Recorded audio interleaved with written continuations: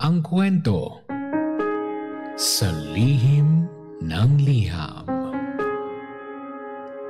Mahal kong Lindsay. Hello po sa lahat. Just want to share my story kasi sobrang bigat na po ng pakiramdam ko. By the way, please call me Laila. 29 years old na po ako, DJ Lindsay. Isa po akong OFW. Meron po akong asawa at 2 anak. Ngayon po, nandito po ako sa Saudi at isa po akong domestic helper. Ako lang po ang nagtatrabaho para sa aking pamilya. Ang problema ko po is, yung asawa ko, DJ Lindsay. Hindi ko alam. Recently, meron po akong nabasa na mga chat sa kanyang messenger. Di ko maintindihan nung una. Ang nakalagay kasi, 153 pop.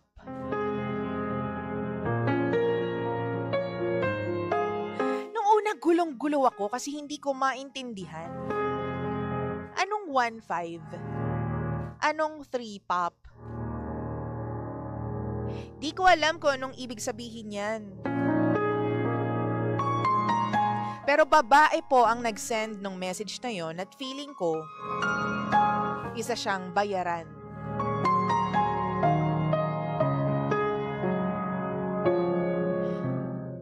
Buti hindi naman nag-reply yung asawa ko. Tapos napansin ko, nabura na yung ibang messages niya kaya hindi ko na masundan yung conversation. DJ Lindsay, ng ibang bansa po ako para sa pamilya ko. Hindi ko alam kung bakit humantong kami ng asawa ko sa ganitong sitwasyon. Ang alam ko, hindi na kami okay simula pa nung nandun ako sa Pinas. Noon pa man, alam kong gumagamit na siya ng pinagbabawal na gamot. Isa pang problema namin ay hindi siya gusto ng mga magulang ko kasi para sa kanila, pabigat lamang ang asawa ko sa akin. Hindi marunong makisama. At hindi rin marunong makiramdam, lalo na pagdating sa gawaing bahay. Meron po kaming bahay na mumunti. Hiwalay po kami sa aking mga magulang. Pero sa ngayon, nasa iisang bahay lamang po sila kasi kailangan pong gibain yung naipundar naming bahay. Sabi ng nanay ko, palagi daw tulog yung asawa ko. Hindi daw maasahan. Noon pa man, ganyan na rin yung ugali niya. Alam mo yung kailangan mo pa siyang mandohan ng kailangan niyang gawin. Dumating na po ako sa sitwasyon na parang napagod na ako, kaka-cheer up sa kanya o kakabigay po ng direksyon sa kung anong dapat niyang gawin sa buhay. Alam naman po niya ang sentimiento ko. Minsan na kaming nag-usap at ang sabi ko sa kanya, napapagod na ako sa iyo.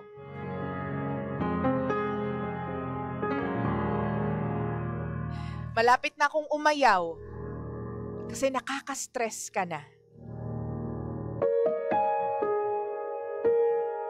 Yun nga lang, DJ Lindsay. Naawa po ako sa mga anak ko. Ayoko pong maging broken family sila. Ayoko pong maranasan nila yon. Lahat naman ng ito para sa mga anak ko. Sila lang ang palagi kong iniisip. Silang dahilan kung bakit tinitiis ko ang mga kalokohan ng asawa ko. Mga anak ko ang dahilan kung bakit hanggang ngayon nandito pa ako sa ibang bansa at nagtatrabaho. Ano po bang dapat kong gawin? Ang sabi sa akin ng asawa ko, sige, magbabago ako. Mag-giveaway ako para maging masaya ka. Yan ang pinromise niya sa akin noon. Pero parang hindi naman po nangyayari. Kasi hanggang ngayon, hindi po siya maasahan. Gusto ko lang naman po magbago siya. Gusto ko lang sana iwanan na niya ang bisyo niya. Pero sa 10 taon naming pagsasama, DJ Lindsay, wala akong nakitang improvement sa kanya. At lalong-lalo na sa pamilya namin. Nakakalungkot lang isipin na parang ako lang po ang nagsasakripisyo. Gumagawa ng paraan para sa mga anak namin. Pa-advise naman po, DJ Lindsay. Maraming salamat po. Muli, ako si Laila. At ito ang lihim ng aking liham. Lihim ng liham.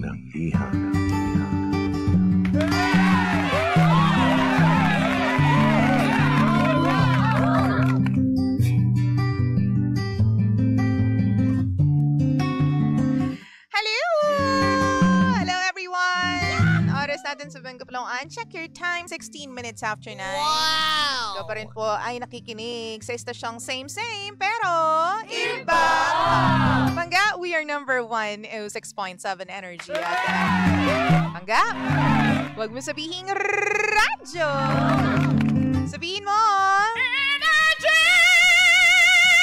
We are live on Facebook, facebook.com/energyfm1067. Just so you know. Okay, Kasama niyo pa rin po nag-iisang girlfriend mo sa radio. My name is Lindsay. At syempre naman, ito po ang lihim ng liham. Ang programang wala kang matututunan talaga. Oo. Wawa. Pero meron kang mararamdaman. Oy, good morning sa lahat po ng mga nakatutok na po sa atin via Facebook and sa lahat po ng mga nakatutok sa atin sa kanilang mga bahay, sa mga opisina, habang nagko-computer o nagre-react. Nasa background lamang po kami. Sa lahat din po ng mga nasa sasakyan, habang nagmamaneho, hindi mo alam na no contact apprehension policy ka na. Kamusta yan? Okay ba kayo dyan? Wow! Oo, nakakaloka. Hindi mo alam, may ticket ka na. Hindi mo alam, magmumultahin ka na. Hindi nga sa lahat po ng mga nagmamaneho, mahal ko pangga ako, baby ko.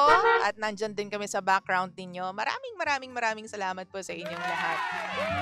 Pag-usapan natin itong sitwasyon ng ating letter sender for today na si Laila. Si Laila ay isang OFW, mahal ko pangga ako, baby ko, na domestic helper po. Nasa Saudi Arabia siya ngayon. At ang problema niya po ay yung asawa niya. Yung asawa niya na iniwan niya dito sa Pilipinas para alagaan yung kanilang mga anak, 'di ba? Pero ang ending parang gumagawa ng kababalaghan. Yes, na alagaan yung mga anak, puro bisyo pa rin daw ang ginagawa. Wow! Feeling ni Laila, hindi naman daw nag-i-improve ang kanilang pamilya sa kanyang pagiging OFW at worse, parang nasa stress pa nga siya lalo. Ano masasabi mo, lalong-lalo na yung mga lalaki na nasa ganitong sitwasyon, nasa malayo ang kanilang mga asawa, tapos kayo yung naiwan sa inyong mga anak to look after them and to care for them habang yung asawa mo nagtatrabaho at kumikita sa ibang bansa. I-stress ko lang no na hindi madali para sa nanay talaga na iwanan yung kanyang mga anak ha. Bilang sa sitwasyon ko ngayon, ay masakit talaga pero kailangan kasi nung ibang mga panggapo natin na kumayod kasi kung hindi nila gagawin yun, walang magiging future ang kanilang pamilya. OFW ka man, nandito ka sa Pilipinas, nagtatrabaho pero malayo ka sa iyong mga anak, saludo ako sa'yo. Saludo ako sa'yo, mahal ko panggako baby ko. Wow! Mahirap yan. Yung tipong kakayod ka, kaya kailangan mong kumita ng pera para maibigay dun sa mga anak mo, pero malayo ka at hindi mo sila mayakap, hindi mo mahawakan yung mga mukha nila, hindi mo makita yung kanilang mga mukha face to face, yung kanilang mga mata, hindi mo makita yung ngiti nila, yung pagtawa nila.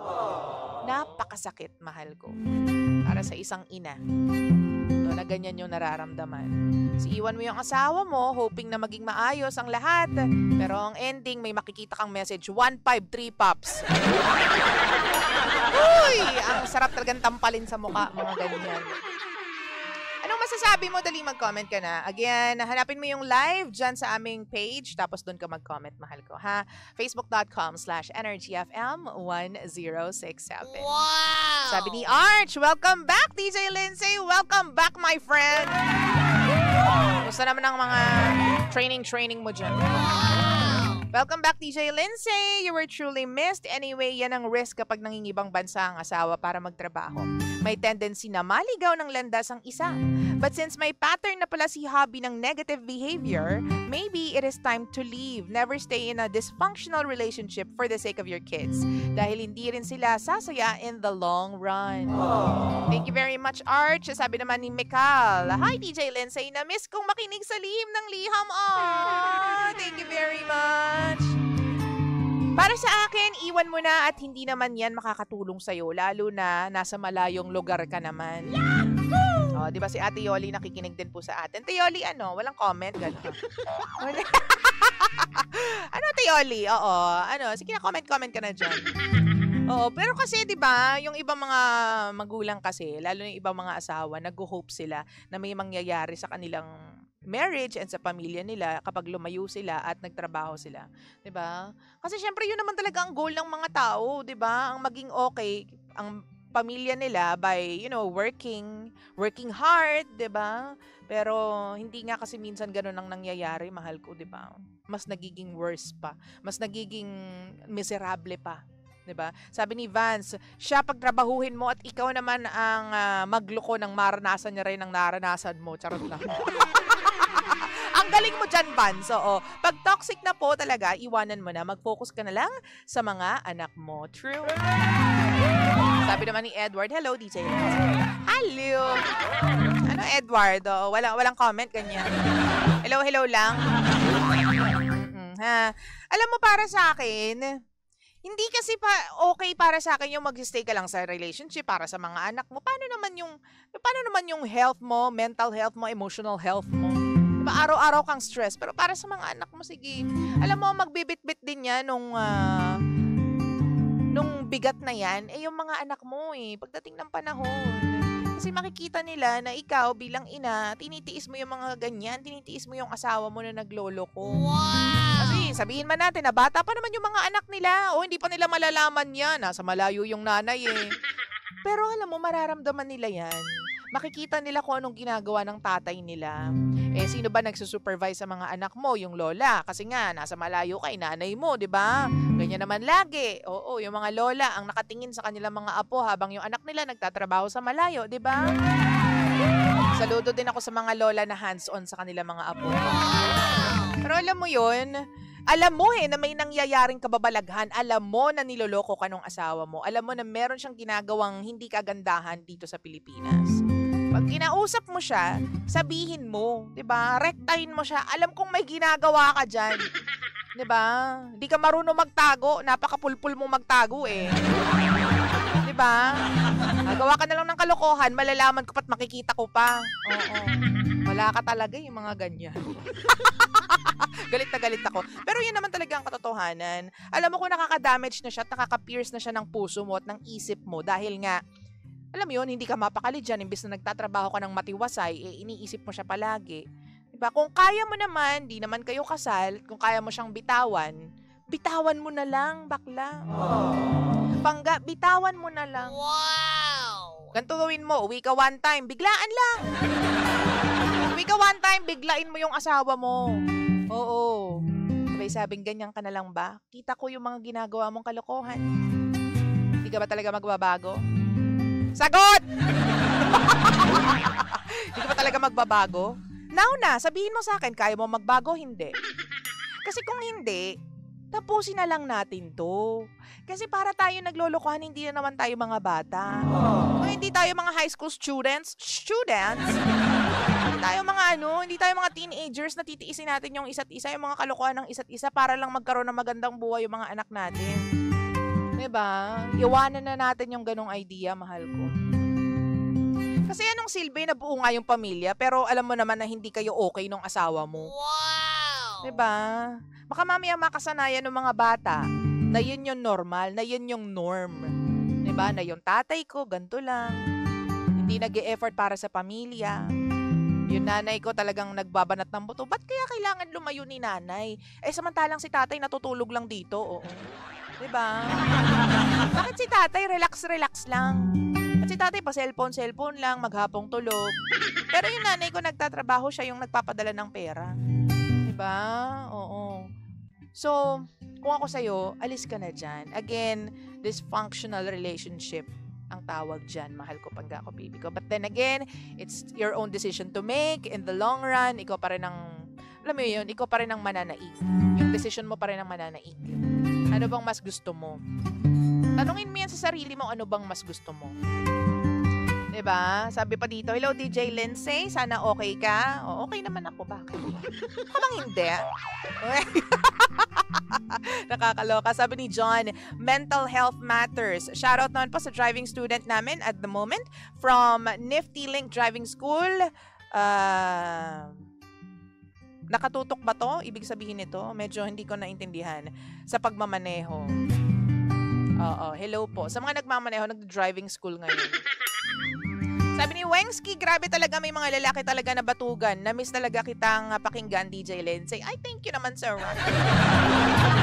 Thank you. Again, hiwalayan mo na yan. Kung kaya mo at kung kaya ng mga elemento sa paligid mo na layuan na yan. Elemento, parang mga mga duwende. Kung kaya ng pagkatao mo na lumayo na sa asawa mo. Kasi it's been 10 years and nothing has changed, di ba? Walang improvement, sabi mo. Dapat by 10 years, meron na kayong mga, alam mo yun, may pagbabago na sa pamilya ninyo in a positive note, di ba?